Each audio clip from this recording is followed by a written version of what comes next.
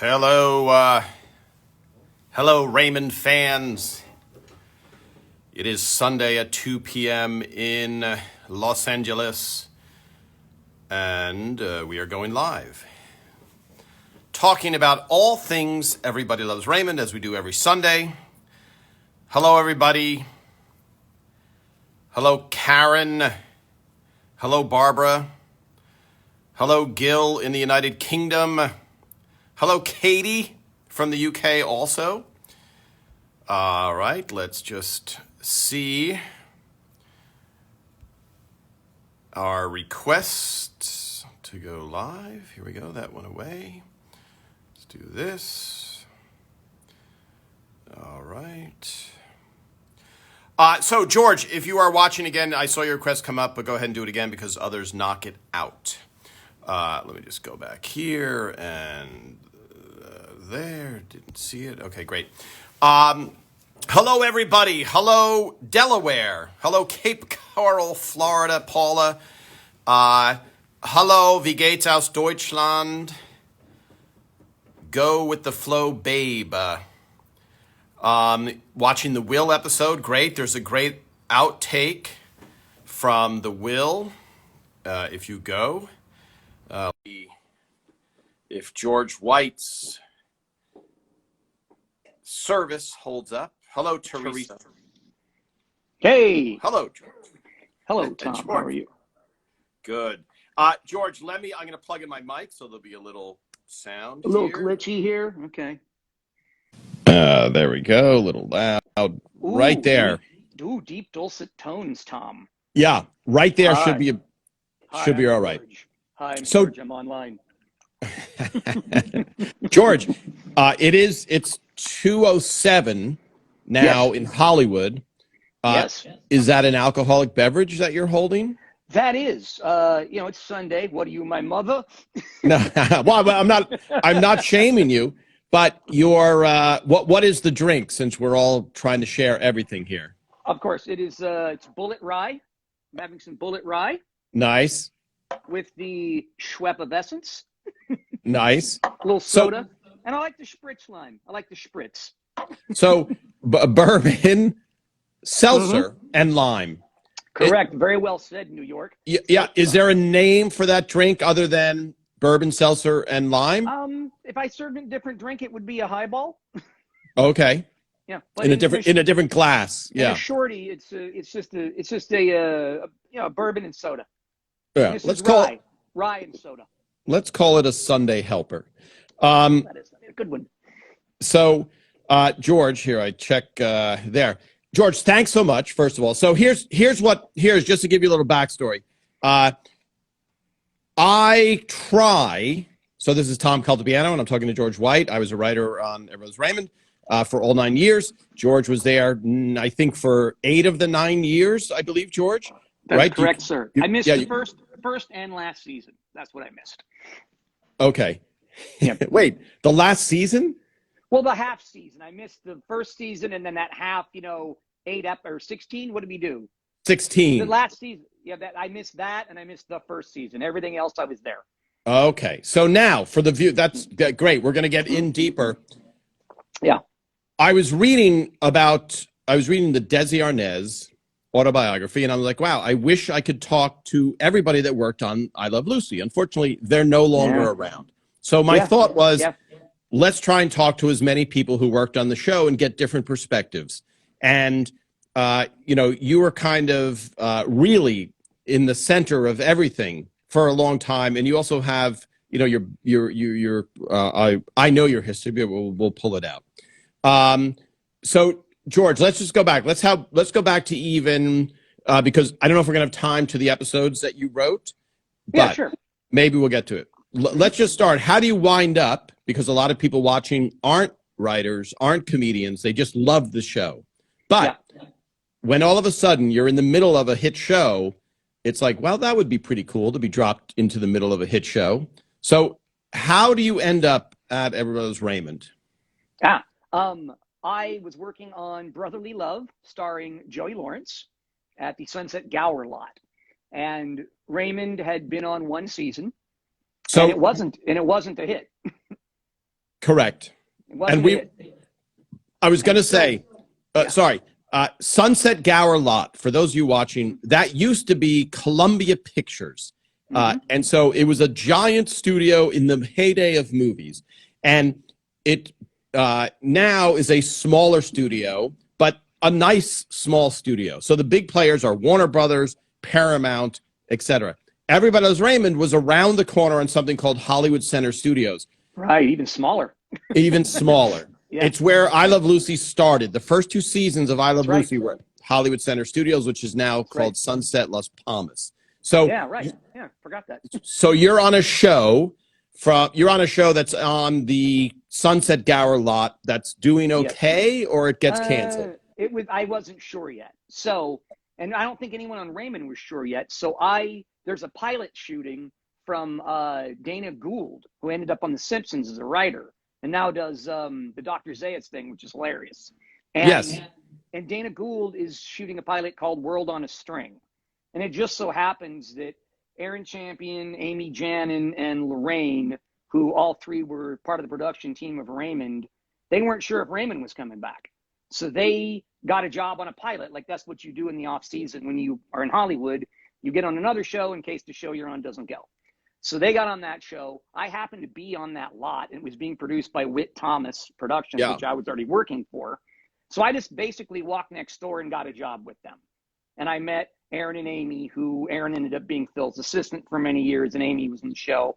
And we all became friends. And then when Raymond restarted and was going into season 2, they called me back and said, hey, we like this guy. He should come be on the show. And I got a job as a PA. And so just to go back, were you because, I guess they were on, where did you meet Amy and Aaron? Were they on Sunset Gower? No, they got the job on World on a String, the pilot with Dana Gould. Which was at that lot. Got it. Sorry, I should have said that. Was at that lot, and so we all ended up on that show together. Yeah. So just to go back for Karen, who lives in Plymouth, England, and the other people that are just joining, we're talking to George White. George White is not in a bar. He's in a bar in his house. And it's a legendary place in his house. Now, is it a different location than the last time I was there? Yeah, interesting. So during Raymond, I had this bar's called Ricky's Room. And it was in the bedroom of my apartment in Toluca Lake, right down the street from Warner Brothers, where we shot. And a lot of the staff and crew spent a lot of time in this bar.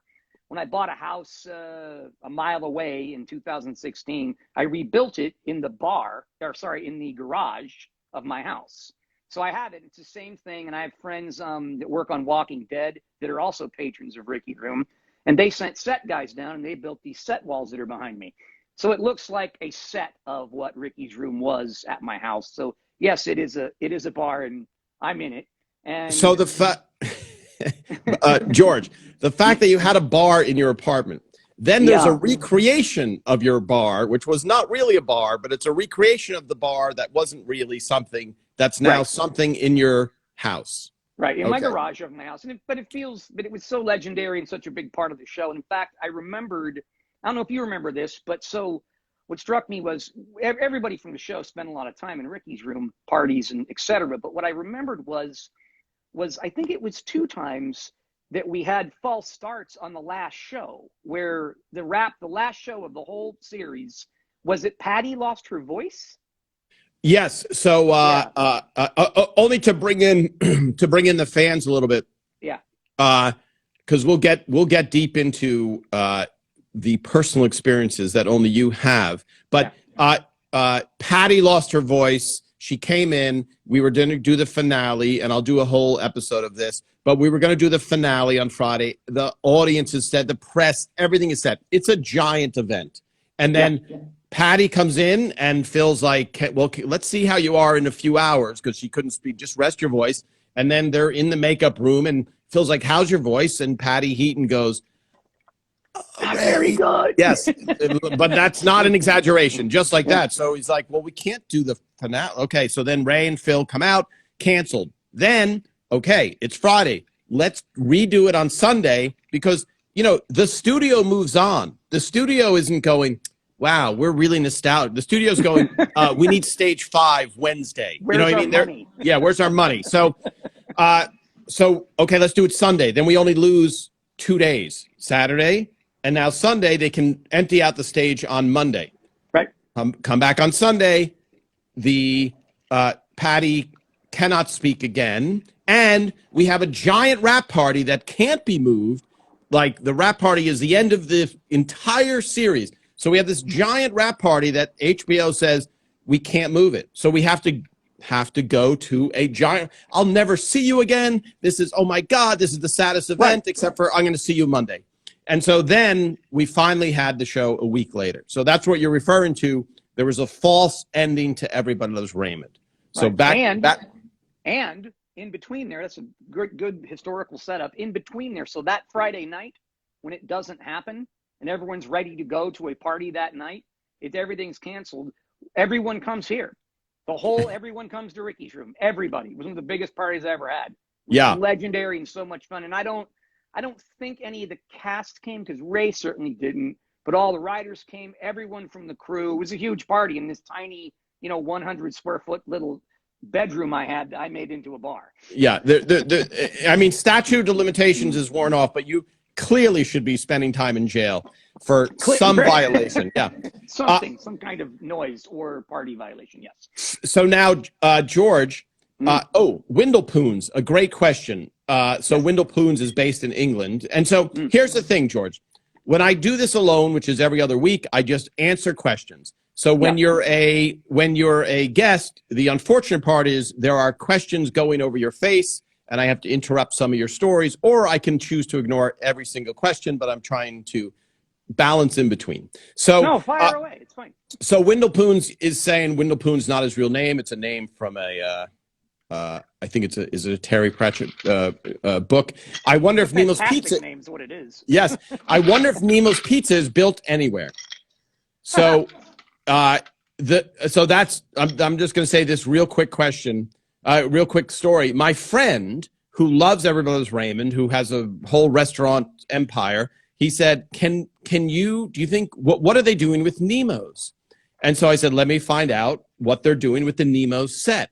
Because now in hindsight, there's nostalgia and we love the show and all the stuff. But at that time, it's like, where do we store it? We store it or we throw it out or it goes back. There's no and so I asked Ken Ornstein what's going on. He's one of the producers with the whole set of Nemo's. And he said, it's so bad, meaning it's a set. So it's so flimsy and there's no, right. So I looked at it, I said to my friend, it's just the shell of booths. There's not, they're terrible. To ship them back to New York, they would have collapsed. You're better off. There's nothing there versus here's the canister from the canister episode, something like that. Yeah. So, so there's your question. And actually, I found out from somebody, because as you know, the exteriors, we don't know the exteriors. So, right. The exterior of the houses are in Long Island. The exterior of, I want to say, Nemo's Pizza is in Staten Island, and it was changed. And it was a guy who I ran into he goes, that's right around the corner from my house. And I said, what is? He goes, the Nemo's exterior. I'm like, oh, I had no idea. Nobody has any idea because we don't, it's not like they sent you, George White, hey, go find an exterior of a house or a pizza place or something like that. Yeah. So, you might be, the police might be breaking in, George. You lost your light. Yeah, I know. I lost my light. I don't know what happened there. Hold on, let me check. You can diagnose it. Yes. My light is off. So, and I think the exterior of Nemo's Pizza has changed. I'm going to see if I can track down a picture of it. You are welcome, Windlepoons. Hello, Trish. Hello, Bart. Hello, Trish and Bart. So, hello, Diane. As George tries to bring his $1,000 Hollywood light up, let me just say hello to people. I need some lighting here. I need a lighting guy. Is this better? You need a lighting guy. It's awesome. I brought some natural light in. George, just curious, why did you, from Leo, interesting, after a terrible season 1, what did you hear about that interest you? A terrible season 1 from the other show, Leo. Everyone's Raymond didn't have a terrible season. It just didn't have high ratings. It was It number was on 85. Friday night. It was on Friday night, and they moved it to Monday, right? Correct. Is So that right? Everyone's Yeah. Raymond was on Friday night, and we were up against Sabrina the Teenage Witch, which was killing us. And so then Les Moonves took a chance and said, we're going to put you on 4 in a row on a Monday night. So the quality of the show was good. It's just that CBS hadn't had a hit since Gomer Pyle in the mid-'60s at that time We opened slot. up that night. Yes. We opened up that night. I used to joke and say that Charlie Sheen moved into our house because all those shows, all those Chuck Lorre shows that came after, all were after us. Remember, we established the beachhead, baby.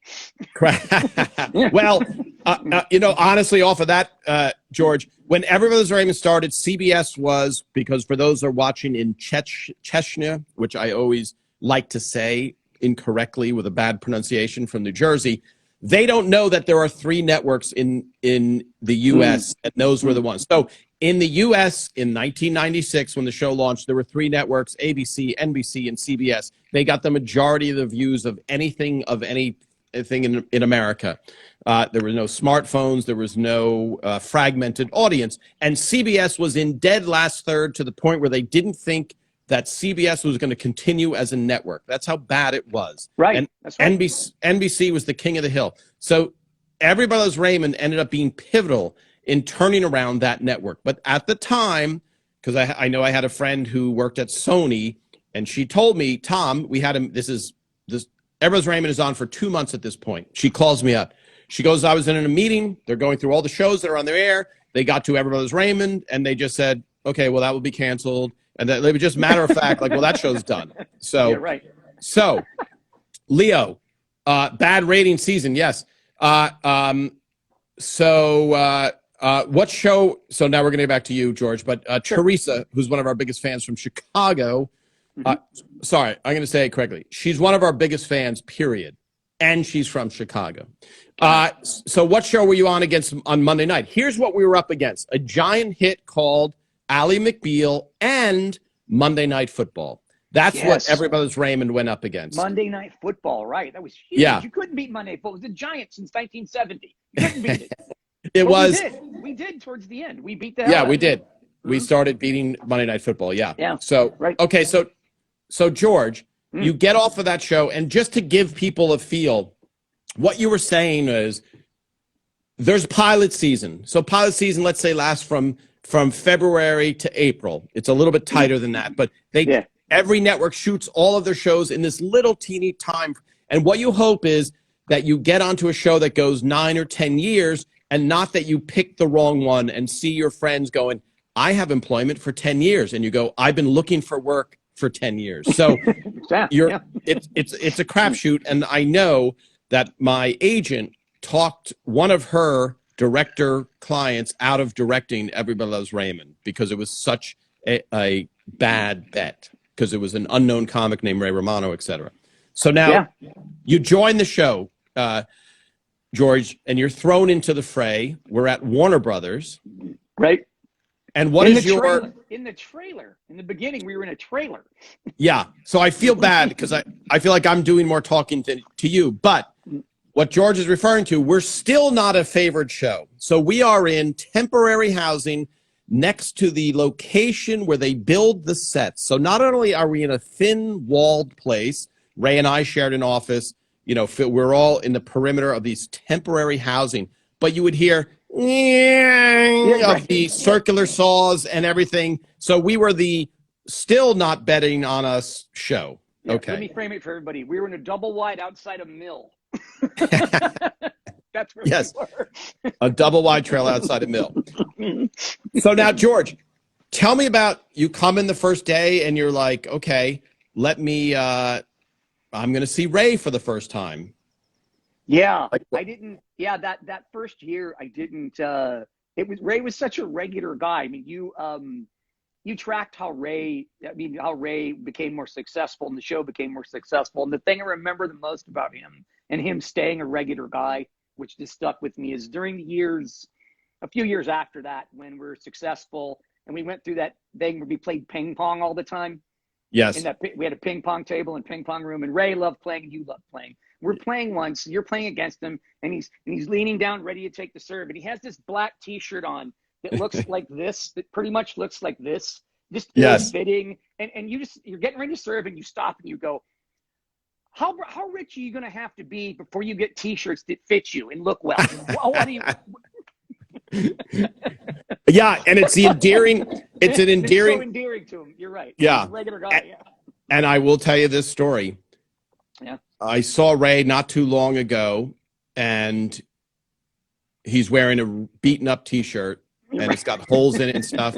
And I go, Ray, he goes, listen, don't tell my wife you saw me in this T-shirt, because I had to take it out of the garbage. She had thrown it away, and he took it out of the garbage. Yeah, he doesn't, it's very endearing. By the way, Phil is kind of, as far as just, Phil doesn't even wear a watch. Ray wears a $9 watch. Like, these are people who love comedy. They love what they do, and they didn't fall into most of the trappings of, and I got to say, George, because I want to get back to that first year. Yep. You told me a story of an uncle of yours who had gone through he had a nut sales. He sold snack nuts, right? And he made a crazy amount of money. And you said he went through this wave of everything that people do, which, you hope to do when you make $1 million, which is cars, houses, this, all the trappings, right? Yep. And then he cycled down, right? It got like, so he called it divesting. Gave all his stuff away, right? He didn't need anymore. Yeah. So in an endearing way, Ray and Phil, to some degree, didn't happen to them at all, which is great. What you see is what you get with Ray. So now the first year, George, what were you doing? What was your, because you were in the middle. Sorry, I'm going to talk again, but it's okay. I want to set the table. I'm going to put it. I met Ray. I remember yes, yeah. I just want to put a picture in. There was a large area of a bullpen, meaning there's desk, all open area around the perimeter are offices. My office, which I shared with Ray, is right next to the office where George is sitting, because the reason I wanted to tell this story is I have a picture of you holding the toaster that led to the toaster episode. And you're looking at the camera. Yeah, you're looking at the camera. And you were right outside of our office. All right. Right outside, yeah. Yeah. So the first time you meet Ray. The first time I meet Ray, now I remember, because it was such a classic Ray. His voice is, I can't really do Ray, but his voice is very distinctive. So he's living in the valley somewhere then, and it's my job, and this is back before the internet, so we get to deliver the scripts to him. Every night you got to drive the draft of the script out to the valley or out to 3 or 4 different places, and Ray was one of my stops. He has a pretty nice house, and it has a gate in front of it that's an electric gate that opens. And usually my instructions are the instructions you have to follow. This in Hollywood. Don't go against the instructions. If it says put it in the mailbox, put it in the mailbox. If it says this, do that. It says throw the script over the gate. So I do that, just all the time. And I've never really seen Ray, maybe in the office a few times, but I haven't really talked to him. And I throw the script over on a random Thursday, and I hear I hear someone back there, and the gate starts to open. And I start to walk through to see what's going on. And as soon as I take one step towards me, he goes, whoa, that's far enough. I'm not exactly sure if he's joking or not. Yes. I've never met him really. And he goes, yes. No, I'm kidding. Come on. And so I came in, I got I picked the script off the ground and handed it to him. And we talked a few minutes, but just him going, whoa. Yeah, that's hysterical. And that is Ray. George, I'm going to take a sip, and I bring this up. This is a mug that, this is a mug that Tony DeSena gave to me because he worked on The Tonight Show, and I have to take a sip. But the reason I bring it up to you is you're from Burbank originally, correct? No, I was born in Alabama, but I've lived in Burbank since I was 6 years old. So that's a total of 20 years.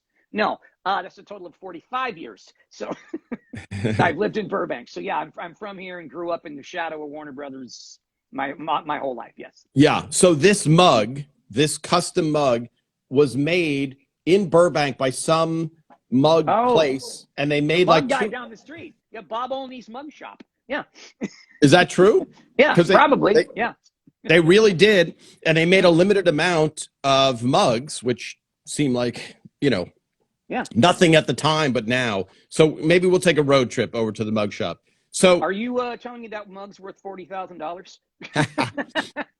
What are you willing to offer, George? Let's start the bidding now. Yeah. You can find them on eBay, I'm sure, for a substantial, amount of money.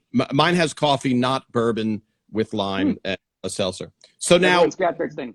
Yes. So, and then George, you remember the first time, because first time you met Patty and the first time you walked on stage and that type of impression, because this is all old hat to us. But at one point you're like, oh, there's Patty. Oh, there's Doris, I don't remember them meeting the first time I met them all that much. I remember meeting Brad. And what I remember about Brad mostly was he was such, as you know, like you're a comedian, I'm a comedian, but if you're in a room with Brad, just stand back. Don't, he's like facing a machine gun. It's like Rickles. It's just like, da, da, da, da, da, da. Yeah. And he starts going, he's going like, hey, Jordan, how you doing, kid? Oh, what? Hey, hey, your shirt's too big. You look like a jackass. Hey, hand me that. What are you doing? Like he starts to do all that. Yes. And he comes at me asking me a million questions. Yeah. And, oh, you know what? Can I tell the Brad story about the drums? Yeah. Yeah. I think this is a good one. Okay, so I think it's the episode where Ray goes back to play piano. Mozart, maybe? Okay, it's Mozart. Okay, so it's Mozart. And then in that episode, Robert decides, oh, well, I used to play the drums. I can play something. I'm going to get my drums out of the basement and I'm going to play the drums. So Phil says to me, hey, who on the staff plays drums? And it turns out me and Jason did. So Phil goes, hey, go down to the set and teach Brad something. Teach him, teach him some little thing. Yes. So I go down there and that's when I get the whole, hey, George, you going to teach me something? Hey, give me a drum set. Whoa, what? And that. And so it occurs in my head,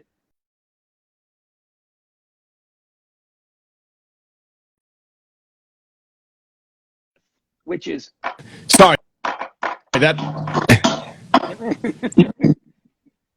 I messed that part when I did that.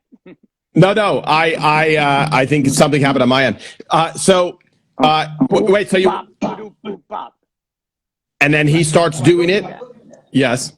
No. So he goes. So we're sitting there, and he goes. So I do that, and he goes, okay, just do like this. And I'm like, yeah. And he doesn't play the drums, so it's not super easy for him to do it. And then he goes, and I go, how about I sing you the riff? And he goes, yeah, sing me the riff, Georgie, sing me the riff. And I go, ba-da-da-dum, ba-da-da-dum, dum, da-da-da-dum, da-da-da-dum, da-da-dum. And now every time, and this is the best part, while we're sitting there, a tour comes through. And this is probably, what season's Mozart? Like two. Okay, two. So this is still pretty early in the show because suddenly we're sitting there and I'm teaching him that during a rehearsal day. And it's just me and him and a few crew guys. And suddenly a tour comes through, the door just opens.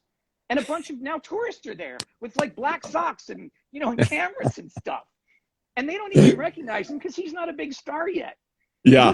He clicks right on and he goes, hey, come on in, folks. Come on in. I'll show you where Urkel washes up. Come on in. Referring to what was next door, which was the next stage over was not Full House. What's it called? Urkel's show? Yeah. Different Strokes or no? What was it? No. Someone will know. What show was Urkel on for our watch? They'll answer it. That's next door. Okay, and he goes, come on in. Okay, folks, come on in. We'll show you where Urkel washes up. And they just don't know. The people looking like, what's going on? Who's this giant sitting behind a drum set? And so the rest of the time when we're going to actually shoot the show, every time I got to stand next to him, and every time before he plays the drum part of Walk This Way, he goes, sing me the riff, Georgie. Sing me the riff first. I can't do it without the riff. And I have to go, and sing him the riff so that he can play the part. And he did, and it was funny. And that was a really good episode. I like that episode. That's awesome. And that was based. So I completely forgot about that, George. So for those watching who weren't able to see us live, there was also a period, and I used to make fun of this. There was a period where nobody knew what the show was. We had to get audiences from work release programs at prisons. Right. And Marines on leave, like Marine Corps. Right. Thank you. Family Matters. Yes. That's Urkel. Family Matters. Yeah, right. So the first season we had all these guys that were on a work release from prison, and then and Marie, they didn't know the show at all, but you have to fill the audience, so it's 200 people. Right. By the second season, there's a tour at Warner Brothers. Now at Hollywood Center, there is no tours. There's nobody. You know, it'd be there's I Love Lucy and Green Acres over here. Now get off the lot. So there wasn't. But Warner Brothers, a big moneymaker for Warner Brothers is their tours, and so when you would go. So I will tell this whole story one time, but Ray and I got kicked off of the Friends set, okay? Friends had super tight security. Everybody loves Raymond. Nobody cared. So you could just roll them on, you know, where's Doris's dress? Oh, go over there. You want to talk to her? Well, I'll bring her out, you know? And so what George is talking about is a lot of times the tour would actually come onto the stage and just sit there and watch, which is, so you couldn't do that in Friends. I'm saying Ray's the star of a show, and he's not even allowed on the Friends set. You know, they were so uptight about security. And Era's Raymond, it was just, you know, it was so lax and so comically lax, you know? Oh, thank you, Teresa. I did tell that the Friends story, yeah. Let me see. Oh, I'm reading these questions. So now, George, when this replays, the questions go away, so I have to read questions out loud, otherwise people don't know what I'm talking about. I saw behind the scenes that Urkel was only supposed to be a character for a couple episodes, was screen popular and became the center of the show. Yeah, so off of that comment, which is probably true, whenever you develop a show with somebody and they go, we're developing a script and we've written 12 episodes, you go, okay, if you've been around the block, you know that so much can change in the pilot. So you don't know what character is going to take off. You don't know what character is not going to work. You know, all of a sudden something gets planned. So, you know, Michael J. Fox became, you know, such a big part of the show. What is his show? That was, you know, the hit. Family Ties. Yeah. So you just don't know. So this is writing advice for people who are like, I've written 27 episodes of the show that we haven't even done one yet. You learn so much from watching the interaction and what happens on the floor, as we say. So, and the biggest example of that, Tom, is Fonzie on Happy Days. He was a side character that he became an international phenomenon and still is. Yeah. No one cared about Potsy or Richie, really. Kind of Richie, but everyone cared about, every kid wanted to be Fonzie in 1976. I heard that he was responsible for more people getting library cards because he used his power as the character to, I think Fonz got a library card. Yeah. And it was almost, it was almost, you know. Okay. So now going back, yes, thank you. Sorry, I'm just reading the comments. Yes, on a computer, you can highlight, but you can't go live from a computer. So I'm actually on an iPad. From Marianne Longo. Did I say that correctly? Do you know Wesley? I'm probably mispronouncing the name, Wesley Ur. He lived in Burbank for years. He starred in Land of the Lost. That might be before George's time. I know Land of the Lost. I do not know Wesley. Yes. So now, George, let's get to that's a great Brad. I love that. I didn't know the Brad story. I'd never heard it before. So much fun. Yeah. So I want to relate this story. So Karen, sorry. Where can we get ELR merchandise from? I'd love a mug. From where can we get ELR merchandise? So, George, I'm trying to get together to sell some stuff for ELR because I think I might have told this story, and I don't want to use up your time. Well, here's the thing, George. You have to come back, okay? Because we're going to run out of time. So sure, I'm already saying, So I like drinking and talking, so you know. Yes, there's really no difference than your Sunday afternoon, just a camera pointed at you. Correct. Going way back when, Ray and I were trying to buy Everybody Loves Raymond merchandise, okay, for Christmas. Yeah. I want to say it was season 1. So we're at the CBS store, was on the corner of David Letterman's theater, the Ed Sullivan Theater. Right. So Ray and I go in, and they have like one T-shirt from Everest Raymond, which I think is a Peter. It might be a picture of Peter Boyle that says "Holy crap," and then a picture of Brad just in a police uniform. I don't know if they had mugs yet. They had all these mugs from Dave's World and all this other stuff. So then, I'm not making this up. I think Ray may have told the story on Letterman. Ray goes, "Is there a discount? Like, is there an employee discount?" And the person behind the counter goes, "Well, do you have your CBS identification card?" And Ray says, and I think it was more me going, "Ray, do you think we can get a discount?" Because I think I was making almost no money at the beginning. So he goes, "So do you have your CBS ID card?" And Ray goes, "No, well, I'm on a show." So they're like, "Oh, okay, on CBS." Are you the carpenter? On CBS. And Ray says, "Yes, on CBS." And then, George, we have to wait for the loop of the highlight reel of CBS shows to come around to the clip of Everybody Loves Raymond. So That's it comes, me. yeah, Right. that's That me. makes sense.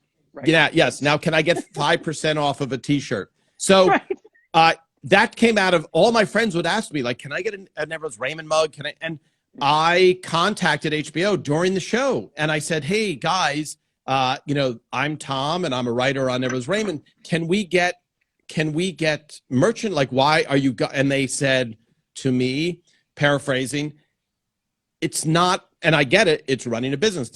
They're saying, "We're going to make $1 billion in syndication, so a little bit of extra money from mugs is not really in our plans." And so I was like, "Oh, short-sighted." Okay. Yeah, well, that was it. So I want to, George. I want to make some stuff available. So yeah, watch. I will start up a site, and I will make some of my pictures available. I'll make a mug. We'll make all kinds of stuff. All right. On that point, I don't know if anyone can see this, but I wore this just on purpose. This is a real rarity here. You see this? Yeah. This is the Where's Lunch shirt. This is Phil's production company at the end of the show. It's hard to get the these. logo. Yeah, that might be the rarest thing. Now it's backwards because it's a reverse image, George. Right. So it's fine. So but it's fine though. With the plate and Where's Lunch? Yeah. Yeah, of course, everybody knows that, and we've talked it. That's great. Hang on to that, George, because that. Yeah, I had to dig it up for the show. Yeah. So I will. I'll mention on this live when we have a website up, and then we have to worry about you have to get permission potentially or not, so that we don't know. Well, no. George, as my lawyer, anytime my lawyer is 2 drinks in and goes, "I don't think I'm going to forgiveness, not permission." Okay? Yeah, that's cut to me in court. About it. I was advised by George White. Yeah. So the toaster, hello, Barbara. You want the toaster? Yeah, the toaster. Now the toaster is. That was a Cuisinart toaster. I think I have it in my basement somewhere. I don't know if you have yours. Really still. Nice toaster, by the way. Beautiful toaster. Yeah. So a lot of people did use that toaster. I did. I used it. Yeah, I think I either used it or I gave it to someone in my family, or I don't even know. Yes, Marianne. The minute an Italian wakes up, where's dinner? Absolutely. Yes, where's lunch is Phil's logo. Yeah. Well, Phil's feeling was, as the writers, you're locked in this room for 8 hours, 9 hours, and our only thing to look forward to is lunch. Now, that sounds like a negative way of looking at it, but you are locked in this room, and you're sitting there. Writing takes so much energy, just focused energy, and it's so, so there's a little bit of a reward there. Yes, Karen, you started a whole merchandising thing. And again, for those of you just joining us, this is Tom Caldabiano. I was a writer on Everest Raymond, and I'm talking to George White, who wrote Call Me Mom, right? Is that it? And Sleepover with Peggy. And Sleepover with Peggy, yeah. We will get to that. Barbara, some good stories tonight. Yes, George is a fantastic guest. People want to go to your bar, George, so I wouldn't say the address, but at some point, maybe that'll be a grand prize to our annual Everybody's Raymond 360 Live giveaway, is an evening of drinks at Ricky's room. Yes, of course. Yes. Yeah. Great fun. So, Great and fun. what's funny is we're only seeing a slice of it, but I know I'm sure it's fantastic, and I will come and see the new one and take pictures, George, and we'll post them for people. Fantastic. So then, George, do you remember the first time you were in the writers' room? Yeah, well, so the thing is, what you said resonated because beyond trying to be a writer, which I ended up being in the beginning, I was responsible for lunch. That's what I did. And what you just said is Phil's main axiom of running a show is the army runs on food.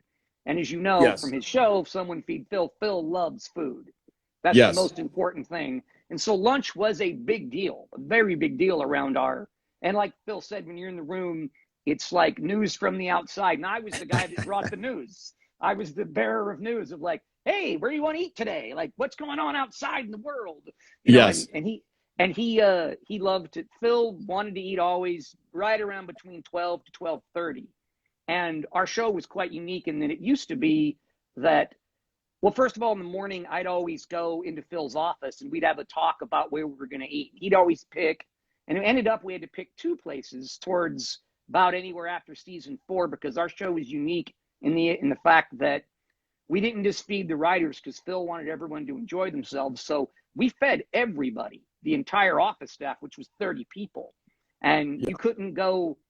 they couldn't get it ready fast enough at one place, so we had to go 2. And so we'd choose those places. I'd get everything together and call up the restaurants and leave the order. And the point you said about the show becoming popular and what happened, what I remember was this. In the beginning, I'd call and go, hi, this is George from Everybody Loves Raymond. And I'd just be silenced. And the guy would go, your name's What? Raymond? Your name's Raymond? You want to order Yes. and your name's Raymond? Yes. And I go, no, I'm from Everybody Loves Raymond. It's a TV show. Okay, what do you want? Jerk off. Yeah. And I go, Yeah. and I'd order. And then like maybe around season 2 or 3, it was like, hi, this is George from Everybody Loves Raymond. Oh, hey, I've seen that. That's pretty funny. I like that show. Okay, good. Next season, George from Everybody Loves Raymond. Hey, great show. That's super great. Ray's so funny. I love Brad. I love blah, blah, blah. By the end, it was like I was in control. It was, hey, George from Raymond. And I wouldn't even wait. I'd just start ordering. Hey, this is George from Raymond. I need the Buca de Blah, blah, and the Mezzaluna. And Yeah. So, George, you had to go with a corporate credit card and pay for that lunch, or it was on file? Yeah.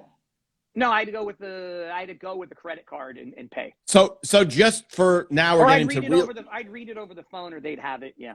And what are we talking? What would be dropped for an average lunch for a production office? Yeah, that was like, because that's the thing. Phil loved like Cafe Bisou, which was probably the best restaurant at the time you remember, I see you smiling, in Cafe Bisou in the Valley was the biggest restaurant. And then of course you guys would go to sushi often, on Tuesdays or Thursdays to go out. And for me, probably $400 or $500 every day. Yeah, every day for lunch, $400 or $500. And let me just say, just because from the outside it sounds like, so you guys just got treated to lunch and then a massage at 4. Phil did, though, because you've worked on other shows and you know what it's like, and you've tried to write with people. I know, I'm thinking of a story.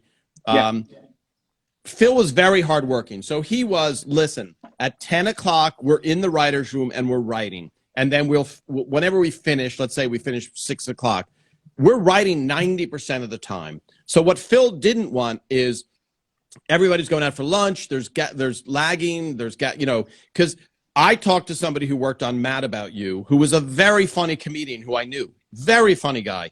And I said, how's it going? And he said, I sit in my office, I play poker all day. And I'm like, what do you mean? He goes, we don't have a room. So Phil was very hard work. At 10 o'clock, we're in the room and there would be an announcement. Writers to the writer's room, writers to the writer's room. And then we would that old intercom system from Bugs Bunny. Yeah. Well, the production office was Chuck Jones's office from Bugs Bunny. Yeah, from the 50s till 1998 when we moved in.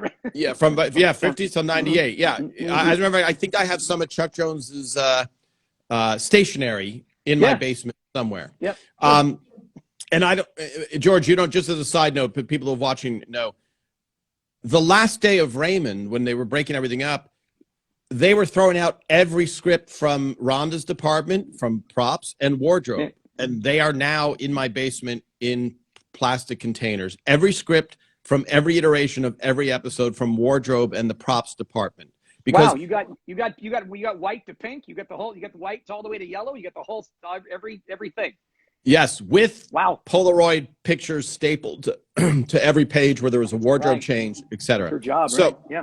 Yeah. So, and when they were telling me that, my heart sank, because I go, really, this is all going into a dumpster, or I'm going to drag it to my house. And, you have to also, we know this, but there was no internet. There was internet, but there was no this. Obviously, there was no Instagram, no Facebook, no. So the stories that you're telling now, George, are stories that you and I would be talking about at a bar. That's it. Nobody would be sharing. Now we have people from the UK, from Australia, everybody hearing these great stories. So I will be able to share all of those, all those pictures. And I wish somebody had done that from the Honeymooners and from I Love Lucy. I wish they had, yes, $1,000. Yes, Leo, $1,000. Yeah, $500 for lunch. Did any orders of food ever go catastrophically wrong? Okay, George. Oh, yeah. I don't know if you remember this, but you couldn't write this as far. By the way, George, you might have to be a guest every week until September 9th, because we're going to have so many stories. Okay. Yeah. So, all right. I'm going to tell you a story. You were part of it, but I want to say it might have been the off season. I don't remember, because I think George was also running a talent agency, a booking agency, a management agency, and a couple of other things out of the Raymond offices. During that period of time, yes. I was doing a movie. Ray was always, so a lot of times the only people in the office would be me, Ray, and George, and a couple of other people that were in the production office, because even though the show was on hiatus and no one was there was somebody there. We come to work. Yeah.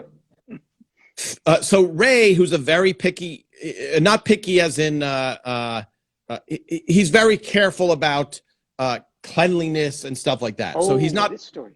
Yep. Yes. So he's not picky about, I need only filet mignon. That's not Ray. Ray is, a guy who pulls T-shirts out of the garbage is not going, I need filet mignon. Okay. Right. So we order from a very, very good Italian restaurant, and we're in the writer's room. And of course, I always have my camera, so I have pictures of what I'm about to describe. Yep. All of a sudden, out of the blue, it's just me, Ray, and maybe one other writer. All of a sudden, Ray goes like this. He just starts spitting and reacting in the craziest way, like literally crazy. He seemed crazy. He had ordered a salad, and there was a big, beautiful hunk of mozzarella in that salad. And as he dug through the mozzarella, he took a bite and realized that there was a complete dragonfly, which for those of you that don't know, a dragonfly has a very long body, very long, narrow body, and giant wings. So there was a complete dragonfly embedded, entombed in his mozzarella. And he had taken a bite, and it was so it was shot. I took a picture of it because he was reacting. He couldn't even talk when it first happened. He was just like, and so of course now we go, oh my goodness, like that, this is terrible. Like, yes, Ray's a picky sanitary guy, but anybody would react like that to a dragonfly, which is so gross looking. You know what I mean? Just the thought of that, I have the backside of that story if you want to hear it. Oh, I think I know it. So we call in George. George, can you come into the writer's room? Okay, yeah. And you got to know that the guy, because George did everything, but the guy who sources lunch is there are no bad feelings towards, you always want to see George. When the line producer comes in, she doesn't come in to say, hey, I'm bringing good news. She comes in to say, we can't get a car in time to do that episode. We can't do this. This cast member just canceled. It's only problems, problems, problems. Anybody visiting the writer's room is 99% problems except for George. So, George, can you come into the writer's room? And now you can take it from there, George. All right. So I go in, and Ray goes, well, what the hell? Look at this. There's a dragonfly. This is crazy, And I go, all right, well, what do you mean do? And And Ray wasn't a like send it back kind of, you know, asshole guy. He was like, this is crazy. You got to go talk to them. And I very rarely went back to restaurants to complain about food. But I drive back to this restaurant. It's pretty close. I'll just say, I don't want to shame them. It's near the Universal lot.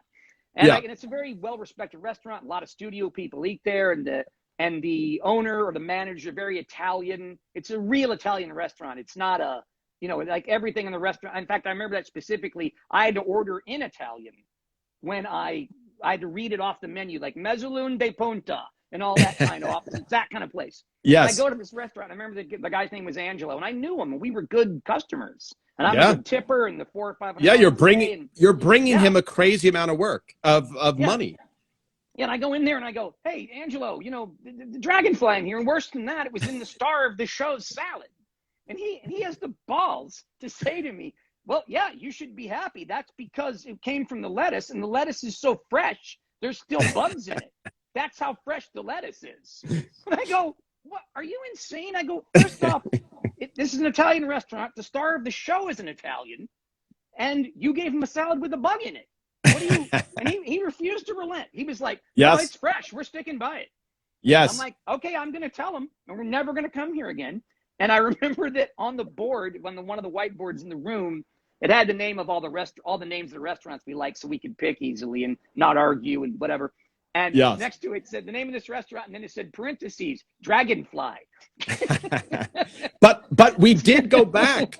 Yeah, we did, because Ray didn't eat with us all that much during the regular week. He didn't. Yeah. And when it happened, because again, they always describe sitcoms as the train leaves the station, so everything is going on. So it's not like, oh, now we're going to stop and talk about this lunch.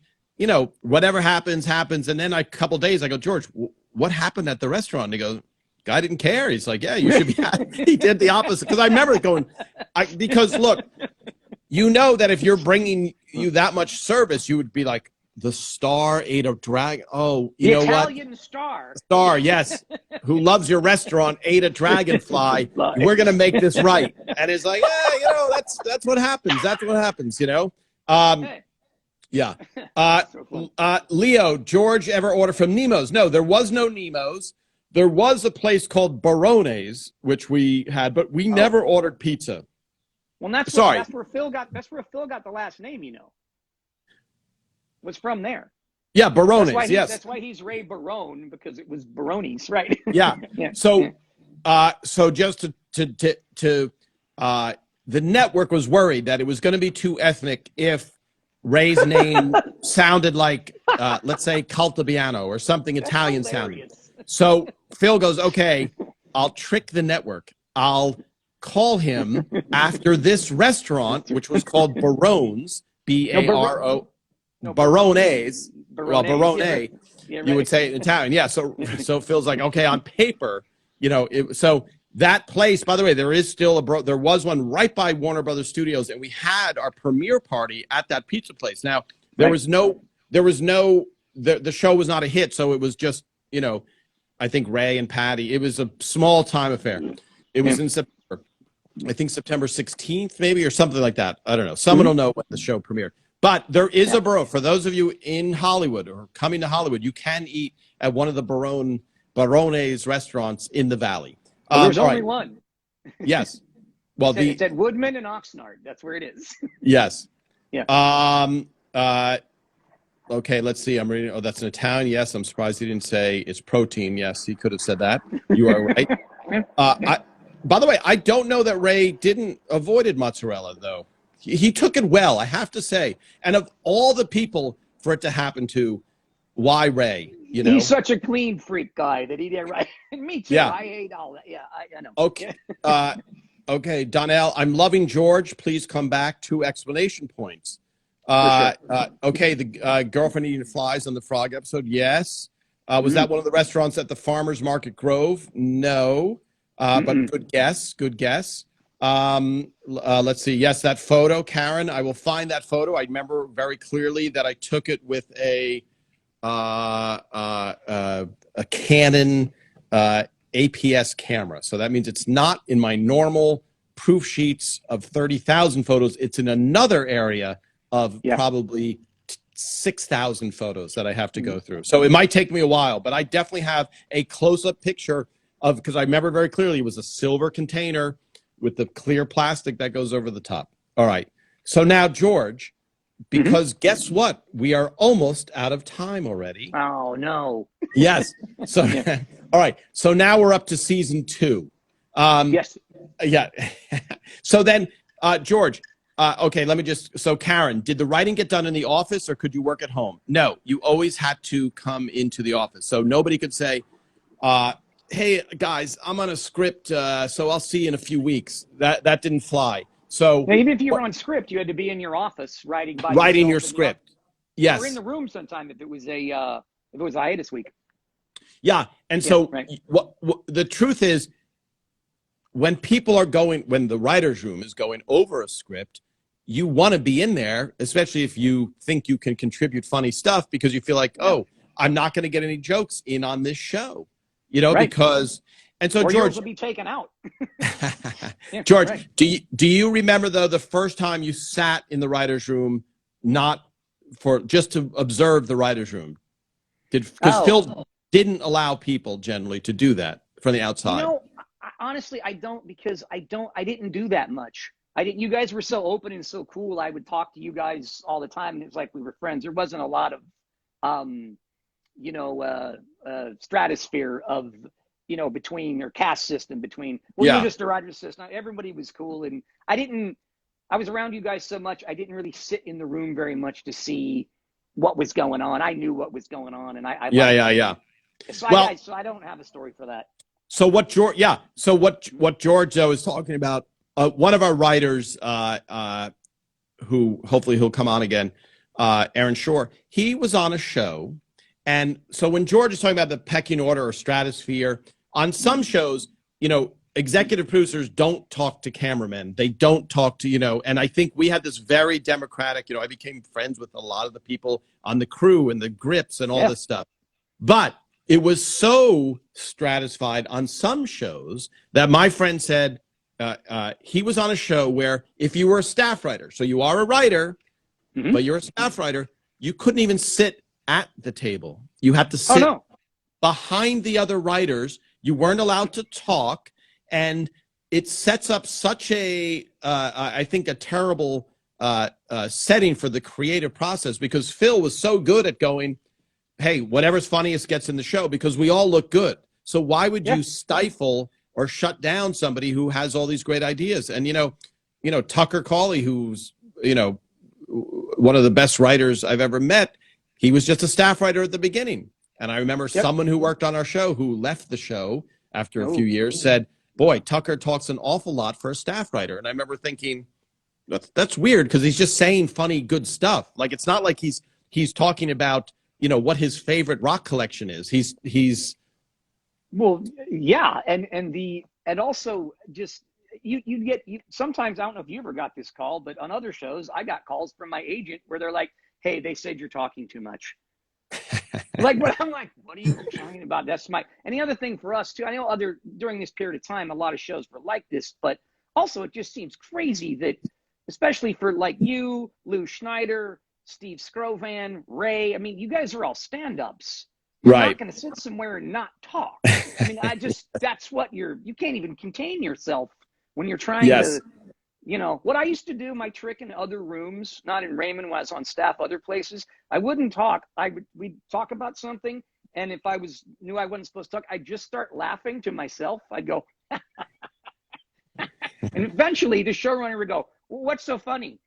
And I'd go, oh, well, I was just thinking, and then I'd say the thing, and they'd go, oh, that's a good idea. But I never talked first or tried to talk over anybody, because you're not supposed to. But at Raymond, that was not everyone was allowed in, but if you felt free to go in there. It wasn't like a closed atmosphere or anything at all. Yeah. And it's a weird thing. And I think that just comes from Phil's security and Ray's confidence. You know what I mean? Like even if they would allow you to express it, because why would you shut down people's ideas? And it's not, you weren't rambling, and you had to pick your spots of like, okay, let me bring up the story. I don't have a better I don't have a better joke. I'm not going to say anything right now. You know what I mean? Like, you know that Yeah. there's times when you can fix stuff and et cetera. So Being a professional. yes. Yeah, of course. That's Yes. Sorry, let me just go through this. Yes, Karen. Sure. Yes, I've done stand up recently. I opened for Ray and Dana Carvey in Vegas before. Yeah. Manfrotati got sick, and Ray's like, "Hey, you got to open for me." That was a 1,200 seat room at the Mirage, which was fun, and then Comedy Magic Club. Yes. Let me see. Sorry, I'm scrolling through these questions. See, this is what I was afraid of, George. You're too interesting. Oh, so Karen, that was a little bit like Goodfellas. Karen. Karen. Oh, yes. Bernie and Linda would be good. Yes, you would like to get Bernie and Linda on. So who requested that? I have to scroll up. Tom's so damn funny. Yeah. So I talked to Maggie Wheeler, who plays Linda, and she's going to come on in. She's doing the Friends finale, and she just is. So she will be on. She wants to come on, and she's like, I am so swamped. Like I'm. So she will come on, and Tom will come on. Absolutely. Yes, they will be so funny. Yes, they will be great. Yeah. Can we show some scripts sometime? Yes, I found Karen. Yes, we can absolutely show scripts. I'll put up a few pages from a script because I think you're limited by the number of pages or pictures that you can post for some reason. All right, George, last few questions. Scrolling down. Yes, Maggie Wheeler is super nice person. I watched the interview with Oprah when ELR finished. Were you there too? You could see how shy Ray was. Yeah, Ray was very shy. That was in Chicago. I did not go to Oprah, the Oprah right. thing. Yeah, Right. That was in Chicago. I would have loved to have gone. Let's see. Scrolling back up. So George, let's because yeah. So George, just because Barbara is asking this question, did the Peggy butt? Because we'll devote a whole thing to the sleepover at Peggy's. But did the Peggy butt thing happen to someone in real life? What spurred that episode?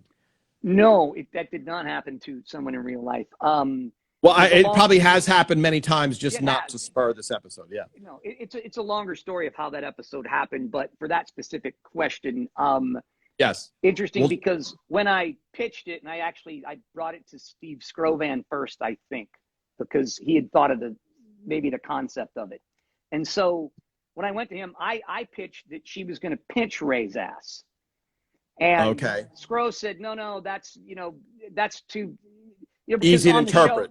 Yeah. Right, and also that like just sexuality and Ray on the show, that wasn't something we did a lot of. There was some of that, but not a lot.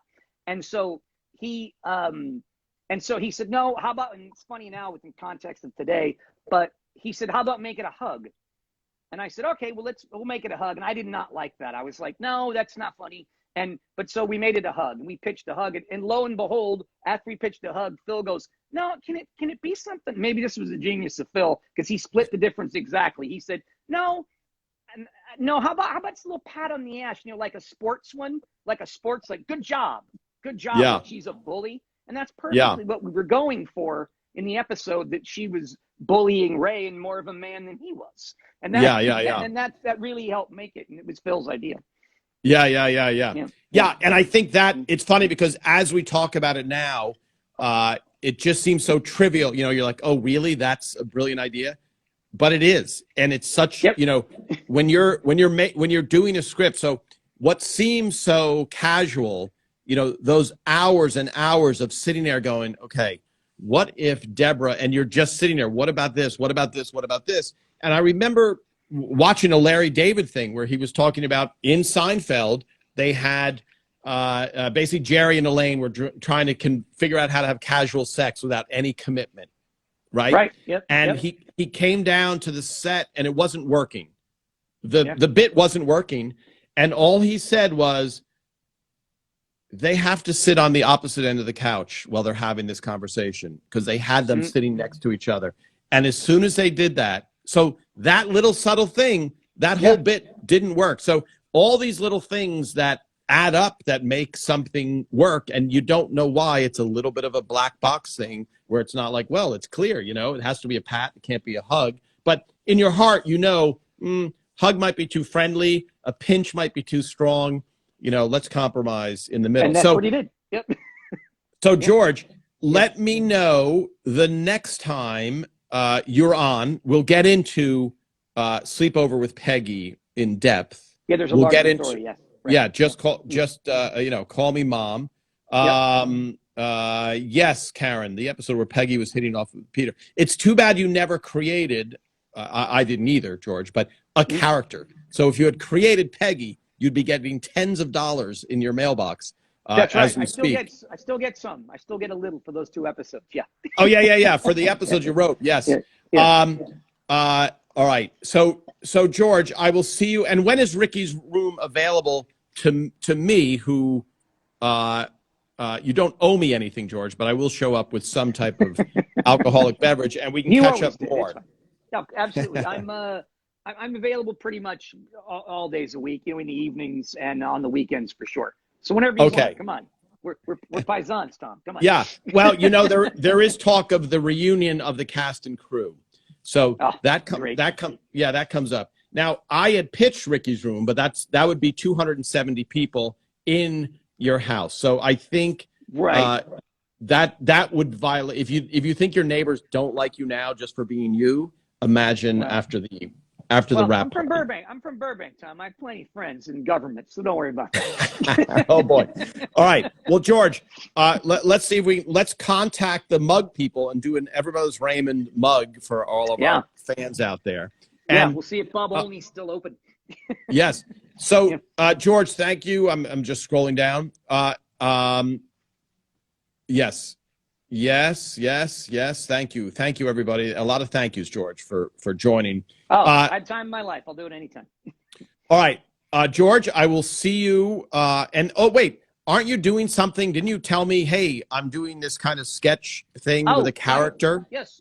From here. If you like the bar, I'm doing go to Instagram, go to the Langostino files. It's like the shrimp, Langostino. I do a character called Guy Langostino, and Guy's he's an associate, a friend of ours from Passaic, if you know what I mean. Yes. And entertainer, storyteller, raconteur, if you will. And then the Guy pieces are singing a song and also telling a story about that song, of how it came about. And they're all fictional.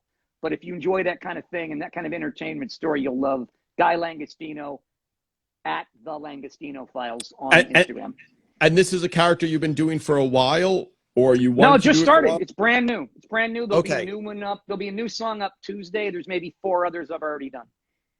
Awesome. Now, George, when you come back, we have to talk about the karaoke nights across the street from Warner Brothers. Oh, yes. It's a Dimples. Yes. Yeah, which is now, it was called Dimples. Now it's called, it's still there. Christine's or something. No, Ciao Christine. Oh, no, that's different. Oh, okay. You're thinking of Dimples. Yeah. No, that was it's now called Ciao Christina. That was called the River Bottom. The River Bottom. A great dive place. Yeah. But somewhere I have pictures. I just have to find them of the cast singing. We have too many stories to share, George. Yes, I will see you next. Yeah, I'll see you next time. I'll come over to Ricky's room in the next month. How's that? Sounds good. And I'll take some close-up, some killer pictures to share with this audience. Love it. Thank you so much. I love being on, and thanks to all the fans. I love talking to you. All right, George. And I will see you very soon. Very good. Bye.